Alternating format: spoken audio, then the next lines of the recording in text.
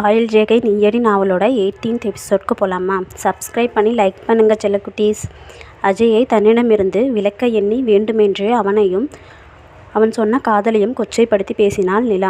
அப்படி பேசினால் அவனின் காதல் உடைந்து தன்னை மறந்து விடுவான் என நினைத்தாள். ஆனால் இது இப்படி பூமரங் மாறி தன்மேலே திரும்பும் என்று அவள் சிறிதும் எதிர்பார்க்கவில்லை. அடுத்து என்ன செய்வது என தீவிரமாக யோசிக்கத் தொடங்கினாள். ஆனால் அங்கு அஜயின் நிலையோ வேறு மாதிரி இருந்தது. அவனுக்கு அவன் மீதே கோபமாக வந்தது. தன் காதலை இவ்வளவு கேவலமாக பேசியவளையே மீண்டும் மீண்டும் காதலிக்கும் தன் மனதை எண்ணி வெக்கினான். ஒரு நிமிடம் அவளை மறந்துவிட்டால் கூட என்ன என்று தோன்றியது. ஆனால் அடுத்த நிமிடமே மனதில் பசுமரத்தாணி போல பதிந்திருப்பவளை எங்கனம் மறப்பது என்றும் தோன்றவே அவளை மறக்க முடியாமல் தவித்தான். அவள் வேண்டுமென்ற தாபம் மனதில் அனுதினமும் அதிகரிப்பதை நினைத்து உள்ளுக்குள் மருகினான். அவள் சொல்லும் மறுப்பு அவள் மீது வெறுப்பை வளர்க்காமல் மீண்டும் அவனுக்கு காதலையே வளர்த்தது. அவளை எப்படியேனும் அடைந்தே ஆக வேண்டும் என்ற வெறியை அவனுக்கு தந்தது. ஆனால் அவளை பற்றிய உண்மை தெரிய வரும் பொழுது இதே போன்ற காதல் அவனுக்கு இருக்குமா? இதற்கு காலம்தான் பதில் சொல்ல வேண்டும். நாட்கள் மெல்ல நகர்ந்து கொண்டிருக்க எப்போது பார்த்தாலும் ஃபோன் செய்து கொண்டும் தான் எங்கு சென்றாலும் தன்னை பின்தொடர்ந்து வந்து பேச முயற்சித்து கொண்டும் இருக்கும் அஜயை சமாளிக்க முடியாமல் அவள் திண்டாடி கொண்டிருந்தாள். இங்கே தன் உறுதி உடைந்து விடுமோ, அவன் காதலுக்கு சம்மதித்து விடுவோமோ என அவள் மீது அவளுக்கு பயம் பெற தொடங்கியது. அவனை பார்க்கும்போதெல்லாம் அலைப்பாயும் மனதை இனிமேல் அவன் முன்னால் மறைக்க முடியாமல் போய்விட்டால் என்ன செய்வது? இதற்கு மேல் முடியாது. இத்தனை சொல்லியும் புரிந்து கொள்ளாமல் இருப்பவனுக்கு செயலினால்தான் புரிய வைக்க வேண்டும்.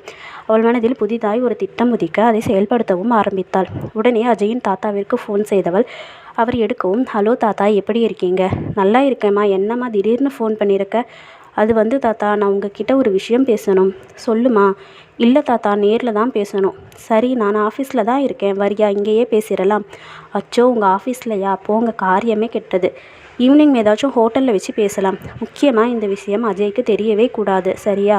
அவனுக்கு தெரியாமல் என்ன ரகசியம் பேச போகிற? ப்ளீஸ் தாத்தா, அவருக்கு தெரியாமல் நீங்கள் மட்டும் வாங்களேன். அவளின் குரலில் இருந்த கெஞ்சலில் அவரும் ஒத்துக்கொண்டார். ஈவினிங் ஹோட்டலில் தாத்தாவை பார்த்ததும் புன்னகைத்தவள், தாத்தா, நீங்கள் வந்தது அஜய்க்கு தெரியாதே என சுற்றும் முற்றும் பார்வையை ஓடவிட்டவாறே கேட்டாள். தெரியாது நிலா, பயப்படாத. அவன் முதல்ல ஊர்லேயே இல்லை, பிஸ்னஸ் விஷயமா வெளியூர் போயிருக்கான். ஸோ நீ முதல்ல விஷயத்துக்கு வா. தாத்தா, நீங்கள் ஏன் அஜய்க்கு மேரேஜ் பண்ணுறதை பற்றி யோசிக்கக்கூடாது? ஏமா திடீர்னு இதை பற்றி பேசுகிற? இல்லை தாத்தா, அவர் எப்போ பார்த்தாலும் என்னை பழி வாங்குறேன் அது இதுன்னு சொல்லி என் பின்னாடியே சுற்றிட்டு இருக்காரு. ஸோ நீங்கள் அவருக்கு ஒரு மேரேஜ் பண்ணி வச்சா என்னை மறந்துட்டு அவர் லைஃப்பை பார்ப்பார்ல, அதனால தான் கேட்குறேன் தாத்தா என்று பொய்யுரைத்தாள் அவள். என்னது, அவன் உன் பின்னாடி சுற்றுறானா?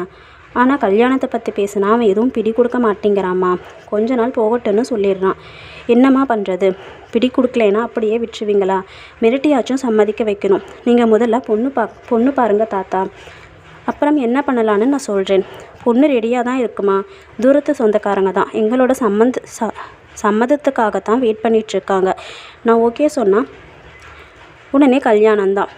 சரி தாத்தா, அப்படின்னா அந்த பொண்ணையே முடிச்சிருங்க. அஜய் வரத்துக்குள்ளே நிச்சயதார்த்தத்துக்கு ஏற்பாடு பண்ணிடுங்க. அவர் வந்து பார்த்துட்டு ஒத்துக்கலைன்னா நான் செத்துருவேன்னு சொல்லி மிரட்டுங்க தாத்தா, கண்டிப்பாக ஒத்துக்குவார். நீ சொல்கிறதும் சரியாக இருக்குன்னு தான் தோணுதுமா. நான் இப்போவே பொண்ணு வீட்டுக்காரங்க கிட்ட பேசுகிறேன் என்று எழுந்து சென்றவரையே பார்த்து கொண்டிருந்தாள் நிலா. அவளின் நெஞ்சை யாரோ வாள் கொண்டு அறுப்பது போல் வலித்தது அவளுக்கு. அஜயை விட்டு கொடுப்பது அவ்வளவு வலியை கொடுக்கும் என அவள் கொஞ்சமும் நினைத்து பார்க்கவில்லை. இனி அவ்வளவுதான். அவன் தாத்தாவின் மிரட்டலுக்காகவாவது அவன் தன்னை மறந்து வேறொரு பொண்ணை மணந்து சந்தோஷமாக வாழ்வான். அவனின் சந்தோஷமான வாழ்விற்காகத்தானே அவள் அனைத்தையும் செய்கிறாள். இறுதியில் உயிரற்ற உடலாய் வீடு வந்து சேர்ந்தாள். அப்பொழுது பார்த்து அஜயிடமிருந்து ஃபோன் வரவே கோபத்தில் அதை கட் செய்து, ஏன் இப்படி என்னை கொள்கிறானோ என நினைத்து அழுது ஓய்ந்து போனாள். அடுத்த 2 நாட்களிலேயே நிச்சயதார்த்தத்திற்கு அவர் வீட்டிலேயே ஏற்பாடு செய்திருந்தார் அவர் தாத்தா. அன்று காலையில்தான் அஜயும் ஊரிலிருந்து வருகிறான். நிலாவும் சீக்கிரமாகவே வந்து அஜயின் அம்மாவிற்கு கூடமாட உதவி கொண்டிருந்தாள். அன்று அஜயை நிலா தன் உயிரை பணயம் வைத்து காப்பாற்றிய வீடியோவை கண்டதிலிருந்து அவர் அம்மா வெகுவாய் மாறிப்போனார். அன்று நிலாவை திட்டியதற்காக பலமுறை மன்னிப்பும் கேட்டிருந்தார். அதுவும் அன்று பட்டுப்புடவையில் மிதமான ஒப்பனையில் அழகின் ஓவியமாய் நின்றிருந்தவளை காண அவருக்கு ஏக்கமாக இருந்தது. இந்தளவிற்கு குணமும் அழகுமான பெண் தன் மகனுக்கு கொடுத்து வைக்கவில்லையே என ஆற்றாமையாக இருந்தது அவருக்கு. வீடு வந்து சேர்ந்த அஜய் விழா கோலம் பூண்ட வீட்டை பார்த்ததும் திகைத்தான். என்ன விசேஷம் என்று குழம்பியவன் வீட்டிற்கு வெளியே நின்று கொண்டிருந்த நிலாவை கண்டு அவளிடம் சென்றான். ஏஞ்சலா, அது யாரு? நீ தான் என்னுடைய ஏஞ்சல். இப்படி தேவதை மாதிரி ட்ரெஸ் பண்ணியிருந்தா உன்னை ஏஞ்சல்னு சொல்லாமல் வேறு எப்படி சொல்கிறது என்று கூறிய அவனை முறைத்தவள் வீட்டிற்கு செல்ல திரும்பினாள். அவளின் முன்னே வந்தவன், எனக்கு தெரியாமல் எங்கள் வீட்டில் என்ன விசேஷம், எனக்கும் உனக்கும் கல்யாணமா என்று கேட்டான் அவன். அதற்கு அவள் சிரித்து கொண்டே, கல்யாணம்தான், ஆனால் எனக்கு இல்லை, உங்களுக்கு தான் என்று அவனின் பேச்சில் குழம்பியவன், என்னடி சொல்கிற? ஆமாப்பா, உனக்கு தான் இன்றைக்கி என்கேஜ்மெண்ட், அதுக்கு தான் நாங்கள் எல்லோரும் வந்திருக்கோம் என்றவளையே கொலைவெறியுடன் பார்த்தவன் உடனே தன் தாத்தாவிடம் சென்றான். தாத்தா, என்ன இங்கே நடக்குது? உனக்கு என்கேஜ்மெண்ட் ஃபிக்ஸ் ஆகிருக்குப்பா. என்ன எதுவும் கேட்காம எப்படி முடிவு பண்ணலாம்? நீ தான் எதுவும் பிடி கொடுக்கலையே, நானும் அதுக்குன்னு சும்மா இருக்க முடியுமா? தாத்தா, நீங்கள் ரொம்ப தப்பு பண்ணிட்டீங்க. என்னடா சொல்கிற? எனக்கு இதில் விருப்பம் இல்லை. தயவு பண்ணி இந்த ஏற்பாட்டை எல்லாம் நிறுத்திடுங்க. இது என்னோட மான பிரச்சனை. இந்த கல்யாணத்தை நிறுத்த முயற்சி பண்ணனா என்ன உயிரோடவே பார்க்க முடியாது. தாத்தா ப்ளீஸ் என்றவனை முறைத்து பார்த்தவர், என் பிணத்தை பார்க்கணுன்னு நீ ஆசைப்பட்டனா என்ன வேணாலும் பண்ணு என்று விட்டு சென்று விட்டார். அஜய் வேறற்ற மரம் போல் அப்படியே சோஃபாவில் விழுந்தான். ஓகே ஃப்ரெண்ட்ஸ், பாய். லைக் பண்ணி கமெண்ட் பண்ணுங்கப்பா.